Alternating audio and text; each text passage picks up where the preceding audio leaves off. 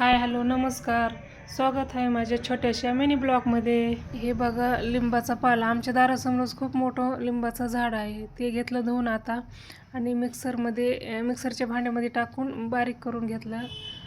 हे बघा मिक्सरच्या भांड्यामध्ये पाणी आणि लिंबाचा पाला टाकून बारीक करून पेस्ट करून घेतली त्याची. आणि मग चालले गोट्यामध्ये, गायच्या गोट्यात. हे बघा गाय, तिला हिरवगार असं खायला आणलं मकाचं. हे बघा पंच धुवून घेतलाय, साफ करून घेतलाय. हे बघा गाईच्या सगळ्या अंगावर छोटे छोटे फोडं आलते ना, तुम्हाला दाखवलं होतं ब्लॉकमध्ये. तिला ताप पण येत होते आणि अंगावर छोटे छोटे फोडं आलते. त्याच्यामुळं सगळ्या अंगाला लिंबाचा पाला लावून घेतला.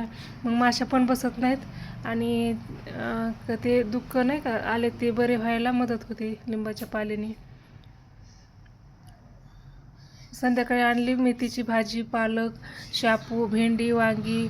मग नंतर रात्रीचं जेवण्यासाठी केली